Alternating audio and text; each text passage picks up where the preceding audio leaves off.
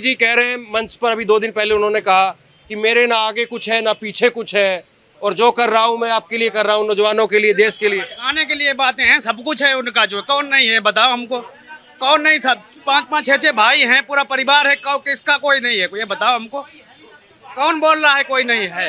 क्या कह रहे हो? जब उनका कोई है नहीं, तब तो उन्होंने 12 लाख करोड़ का कर्जा माफ किया और किसानों का 2 लाख करोड़ का नहीं कर पाए, और उनका कोई है ही नहीं। और रही बात हिंदू मुस्लिम पे, तो उसमें मैं कुछ बोलूं कि धरती बांटी इंसान बांटा, चांद सितारों का अब क्या होगा, नदियों के कुछ नाम रख के बहती धारों का क्या होगा, और गंगा का भी पानी बहे, तारे जमजम का भी पानी बहे, पंडित भी पिए मुल्ला भी पिए, पानी का मजहब क्या होगा। और इन फिरका परस्तों से पूछो, एक हवा में सांस है सबकी, अब क्या हवा भी नहीं चलाओगे, सूरज भी नहीं उगाओगे, बांटे जो इंसानों को रहबर वो कौम का ढोंगी। और अब बात आती है जिन जैसे ये मुस्लिम समाज के हमारे भाई खड़े हैं, हम लोगों को आपस में जवाब देना है, इसकी जवाब कोई नेता नहीं देगा कि बांटे जो इंसानों को रहबर वो कौम का ढोंगी। और मेरे भाई अब आप बताओ, क्या खुदा ने मंदिर तोड़े थे या राम ने मस्जिद तोड़ी है? और अभी जो कन्नौज में हुआ, जैसे हमारे आदरणीय राष्ट्रीय अध्यक्ष जी आए, मंदिर में गए, विधि विधावत पूजा अर्चना की, लेकिन उनके जाने के बाद मंदिर धोए गए। उस पर मैं बोलूं, ना नर में कोई राम बचन नारी में ना कोई सीता है, ना धरा बचाने की खातिर भी शंकर कोई पीता है, ना श्री कृष्ण सा धर्म अधर्म सा ज्ञान किसी में रचा बचा है, ना हरिश्चंद्र जैसा सत्य किसी के अंदर बसा है, ना गौतम बुद्ध जैसा धैर्य और ना नानक जी जैसा परम त्याग। बस नर के भीतर नाच रही है प्रतिशोध की कुटिलाग। फिर बोलो कि उस स्वर्णिम युग का तुम में क्या अंश बाकी, फिर बोलो कि उस स्वर्णिम युग का तुम में क्या अंश बाकी, किसकी धुनी पे रंग भरकर मुस्कुराते हो तुम, तुच्छ से इंसान हो के श्री कृष्ण यदुवंशी को शूद्र बता के अपने आप को श्रेष्ठ बताते हो। और देखो मतलब नौजवान हो या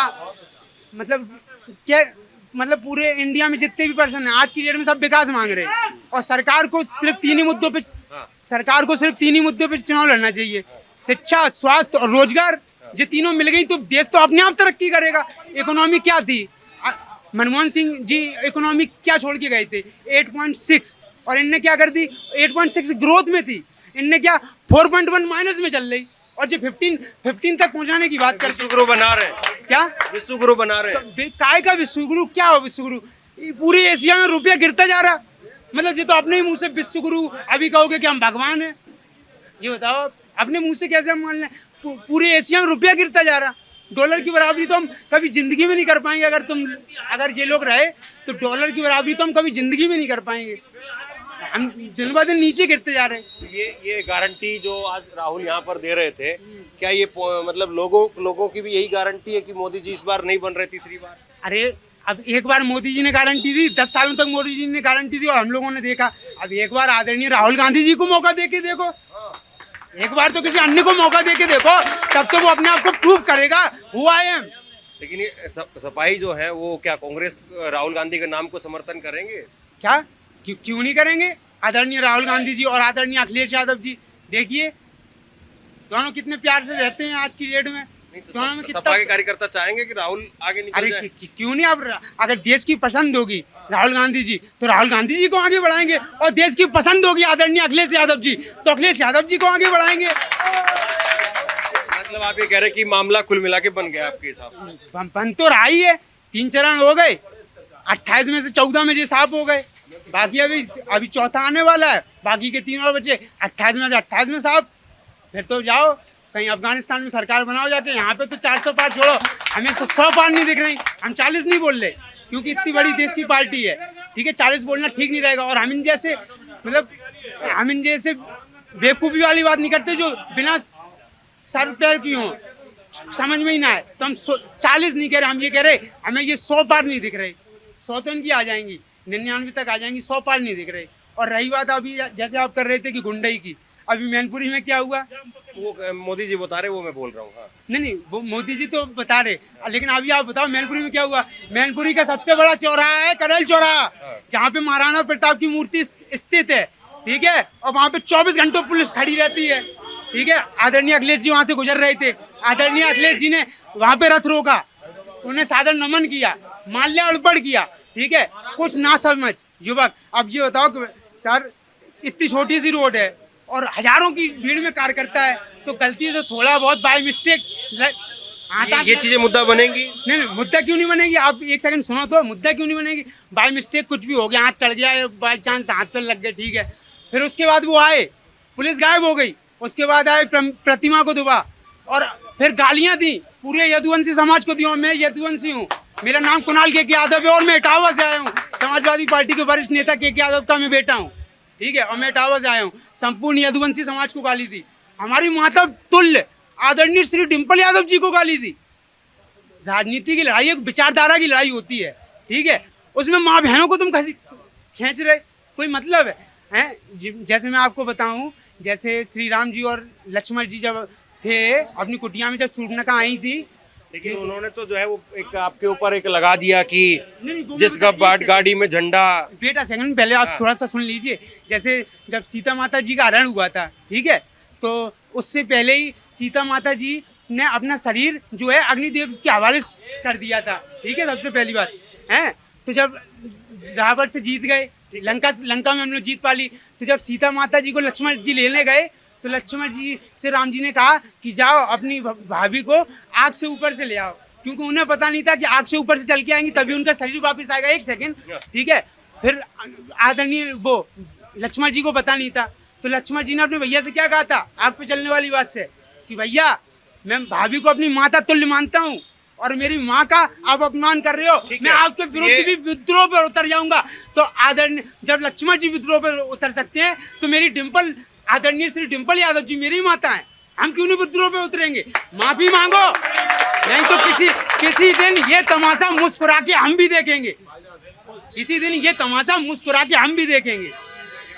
माफी मांगो, संपूर्ण यदुवंशी समाज से गाली मांगी। ये डिम्पल जी का हिसाब जो है वो आपको लग रहा है कि जो 2019 में हुआ, डिम्पल जी की हार हुई, तो इस बार जो है वो बदलेगा क्या?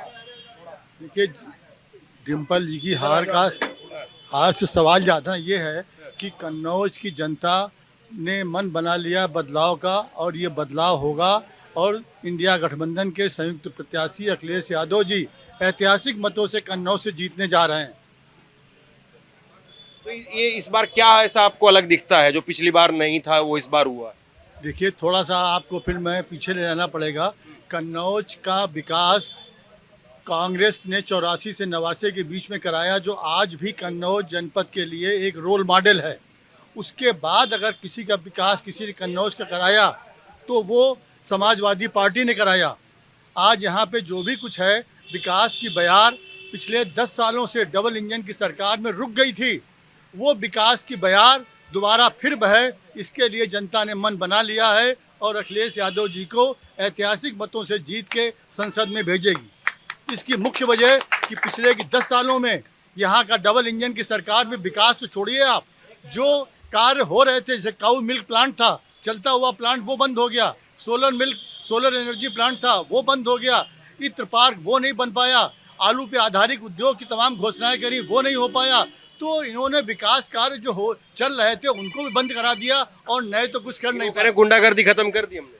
देखिए, गुंडागर्दी कहाँ पे खत्म हो गई? कौन सी गुंडागर्दी खत्म हो गई? गुंडागर्दी खत्म हो गई, लेकिन गुंडागर्दी कहाँ पे खत्म हुई? गुंडागर्दी खत्म आप कहते हैं अपने मुंह से। आज क्या गुंडागर्दी खत्म हुई बताइए? क्या उसका पैमाना आप मानते हैं कि गुंडागर्दी खत्म हो गई? ऐसा कुछ नहीं हुआ। ये सिर्फ जनता को झांसे में देने वाली बातें हैं। और कन्नौज की जनता देखिए बिल्कुल ऊब चुकी है। यहाँ की जनता ने बड़े भरोसे से बीजेपी को जिताया था सन 96 के बाद, इतने लंबे समय के बाद। लेकिन आज यहाँ पे जो अखिलेश जी ने मेडिकल कॉलेज के अलावा इंजीनियरिंग कॉलेज, कार्डियोलॉजी वगैरह बनाया, वो भी आज इमारतें बनी खड़ी हैं, उसमें मेडिकल स्टाफ या पैरा मेडिकल स्टाफ 10 सालों में नहीं आ पाया। क्या कह रहे हैं? अरे सुब्रत पाठक जी यहाँ के जो सांसद हैं वो खुद गुंडागर्दी पे उतरे हुए हैं, जिसको चाहते हैं उसको धमका देते हैं जाके। और अभी फर्रुखाबाद में अभी सभा हुई थी योगी जी की, उन्होंने कहा है मुगलों की औलादें और मुगलों के वंशजों, ऐसा बोला है। उसमें जनशेर मिश्र जी का अपमान हुआ है और उसमें डॉक्टर मनोहर लोहिया जी का अपमान हुआ है, वहाँ में सर्व समाज का अपमान हुआ है। जिस तरीका से उन्होंने मुगलों की औलाद बोला गया है, उनको भी सारे समाजवादियों से माफी मांगनी चाहिए। न हिंदू खतरे में था और न आज भी खतरे में, इनकी कुर्सी जरूर खतरे में है और ये इस बात को मानते हैं कि मेरी कुर्सी जा रही है, इसलिए ये ऐसा बयान देते हैं। वो कह रहे हैं कि लेटर लिखा सुब्रत पाठक जी ने कल कि बाहर से लोग बुलाए जा रहे हैं, आतंकी घटनाओं में घटनाओं में जो शामिल लोग हैं उन लोगों को बुलाया जा रहा है, ऐसा ये एक समाज विशेष के लोग बुलाए जा रहे हैं। देखिए, ये सिर्फ उनको अपनी नाकामियों को छुपाने की एक बातें हैं। उन्होंने पिछले 5 सालों में जनता की जो उम्मीदें थी, उनको हर वर्ग की जनता की उम्मीदों को मायूस किया उन्होंने, हर वर्ग की। और अभी आप देखिए, इनके गृह मंत्री जी परसों आए थे, अमित शाह जी, उन्होंने कन्नौज जनपद के हर वर्ग को भी मायूस किया। उन्होंने केवल ये कहा कि सुब्रत पाठक को मैं बड़ा आदमी बनाऊंगा, क्षेत्र में आलू उद्योग नहीं लगवाऊंगा, रात रात भर किसान जाग रहा है, गायें चल रही हैं, उस पर उन्होंने कोई बात नहीं करी। आलू का उद्योग सबसे बड़ा यहाँ का आलू की फसल है, इत्र के बाद अगर कोई व्यवसाय है। आलू का जो रीजनल रिसर्च सेंटर था, जो कन्नौज में आ सकता था, लेकिन ये जो लेटर लिख करके कहा जा रहा है, ये मुद्दे नहीं बन पाएंगे। ये कोई मुद्दा नहीं बन पाएगा। ये मुद्दा सिर्फ कन्नौज जनता जानती है कि उन्होंने सारे व्यवसाय को चौपट किया और कन्नौज में कोई विकास नहीं किया, उसको छिपाने के लिए सिर्फ बात। बाहर के कितने लोग आए, बाहर के आज कितने लोग देखे यहाँ पे आपने? बाहर के क्या, कोई अमेरिका पाकिस्तान से नहीं आया है। ये भाजपा वाले जब हारते हैं तो कहते हैं बाहर से आए हैं। नहीं, लेकिन सुब्रत पाठक चिट्ठी लिख रहे हैं, वो कह रहे हैं कि बाहर से लोगों को बुलाया जा रहा है, आतंकी घटनाओं में जो शामिल हैं या उस तरह की साजिशें हैं, इस तरह का आरोप लगा रहे हैं वो। देखिए, वो उनकी घबराहट का आरोप तो प्रधानमंत्री जी लगा रहे हैं। ऐसा आरोप लगा रहे हैं कि अब अडानी अंबानी का नाम ले रहे हैं। अब कह रहे हैं कि अगर आ जाएंगे राहुल जी तो राम जी का ताला तो फिर बंद करवा देंगे। अब अरे भाई, मणिपुर में क्या हुआ इसके बताओ। 2 करोड़ नौकरी बात करो, वैक्सीन पे आप चंदा लिए इस पे बात करो, गाय का पूजा करवाने वाले बीफ कंपनी चंदा लिए इस पे बात करो, नौजवान आत्महत्या कर रहा है इस पे बात करो, देश 12वें नंबर पे दुखी देश हो गया इस पे बात करो, चीन घुस गया, हमारे गांव का नाम बदल रहा है इस पे आप बात करो। आपसे नौकरी की बात होगी, कहो कि मुसलमान की संख्या बढ़ रही है। आप कहो कि नौजवान हत्या क्यों कर रहा है, तो आप कहेंगे पाकिस्तान को हम ठीक कर देंगे। ये जुमलेबाजी और पाखंड रावण वाला छल अब दूर होगा और सच्चे सनातनी, सच्चे भक्त ये हिंदुस्तान को आजाद करेंगे। राम को लाए, कृष्ण को लाएंगे। अच्छे दिन कब लाएंगे? काला धन कब लाएंगे? डीजल पेट्रोल सस्ता कब लाएंगे? ये कब लाएंगे आप? अरे आप कुछ नहीं ला सकते। आप ला सकते हैं तो केवल हिंदुस्तान में नफरत ला सकते हैं, अगले पिछड़े में एक खाई ला सकते हैं। आप जनमानस में कोरोना में जहां लोग तड़प के मर रहे थे, आप चंदा वसूल रहे थे। वाह रे राम वाले, वाह रे सनातनी, वाह रे हिंदू।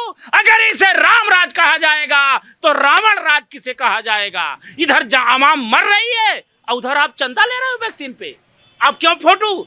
हार्ट अटैक हो रहा है, ब्रेन हेमरेज आ रहा है। इससे ध्यान भटकाने के लिए हिंदू मुसलमान अगड़ा पिछड़ा बाहर, जैसे राम को लाए कहीं थाईलैंड में फंसे थे राम का। अरे राम हमारे दिल में है। जब हमारी श्वासा निकलती है तब बोला जाता है राम नाम सत्य है।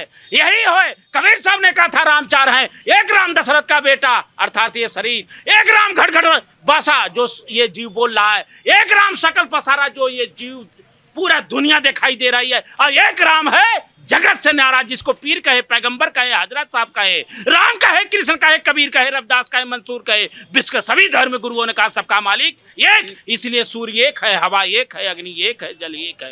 धर्मों की बात मत करना। आप धर्म 4 शंकराचार्यों का अपमान करने वाली भारतीय जनता पार्टी आज गंगा जल से धोने की बात करती है, जहां एक ओबीसी का व्यक्ति जो पीडीए का नारा दिया, जिसने 100 नंबर दिया, 102 नंबर दिया, लैपटॉप दिया, कन्या विद्या धन दिया, बेरोजगारी भत्ता दिया, आगरा एक्सप्रेस दिया, लोक भवन बनवाया, आज गंगा गौरी शंकर जी की पूजा करते हैं, आप गंगा जल से धुलवा रहे हैं। जनता इतनी धोएगी, इतना वोट दे के धो देगी, आपका कहीं आता पता नहीं चलेगा, कहीं पता चलेगा नहीं। आज गायों सांड से हत्या हो रही है, सांड मार दे रहा है। सांड देवता की पूजा करो, ले जाओ। कितने भाजपा के लोग गाय की पूजा करते हैं? कितना गाय की आप सेवा करते हो? केवल हिंदू का पाठ पढ़ाते हो। लेकिन राहुल के बारे में जो प्रधानमंत्री कह रहे हैं, स्मृति ईरानी कह रही है, बाकी के नेता कह रहे हैं कि ये मंदिर पर फिर से ताला लगवा देंगे। अरे अब यही है, क्योंकि जनता दिल्ली के रास्ते पर ताला लगा दी है, तो अब वो ताला की बात कर रहे हैं। मैंने कहा नौकरी की बात करो ने भैया। आप कैमरा के सामने गोली मार दिए, जहर खिलवा के मार दिए। आप गुंडे की बात करते हो, जो सत्य बोल दिया, ईडी, बुलडोजर, जात। आप खुद है, आप इस प्रदेश के मुख्यमंत्री के ऊपर कितने मुकदमे थे? सबसे बड़ा गुंडा का मुकदमा उनके पास था, आपने अपना मुकदमा खुद वापिस कर लिया। बाबा को बुलडोजर से डर नहीं लगता? अरे बाबा हम हैं, बाबा के अंदर यही है, उनसे हम डरेंगे, डरते हैं परवरदिगार से, इनसे कपटियों से हम नहीं डरते। हमारे देश की आवाम जनमानस ठग रही है। आज जब महंगाई डाई नंबर के हर घर में घुस गई है, घर का चूल्हा जलना दुर्लभ हो गया। आप शहरों की बात नहीं, गांवों में आप देखिए, ये 1 लाख दीपक तो अयोध्या में जलाते हैं, लेकिन घर में माताएं सरसों का तेल, कड़ुआ तेल जला के दीपक नहीं जला पाता। ये क्या बात करेंगे आप? ये चीन पे बात नहीं करते, लद्दाख में क्या? आपको मैं बराबर देखता हूं, लखनऊ में भी आप मिले हैं, आपको साधुवाद में मैं आपको इंटरनेशनल पत्रकार मानता हूं कि आप पूरी बात दिखाते हो। आप लद्दाख में एक व्यक्ति आंदोलन कर रहा है, उससे देशद्रोही बोला जा रहा है। पुलवामा की जांच की हमला हुई, एक बार पुलवामा के आप नाम पे ले लिए, दूसरे काला धन पे। अच्छे दिन ये नहीं चलने वाला, ये नहीं चलने वाला है। संविधान बचेगा। 400 पार, 400 हार। पीडीए की सरकार, अखिलेश यादव, राहुल गांधी दिल्ली में एकदम सरकार बनाने के लिए है तैयार। चलिए, तो ताल अपने अपने तरीके से हर कोई ठोक रहा है, अपने अपने तरीके से हर कोई दावे कर रहा है, लेकिन अब सवाल यही है कि इस बार वाकई क्या इंडिया गठबंधन की सरकार है या इस बार फिर से 400 पार है? बड़ा सवाल ये। बहुत बहुत धन्यवाद।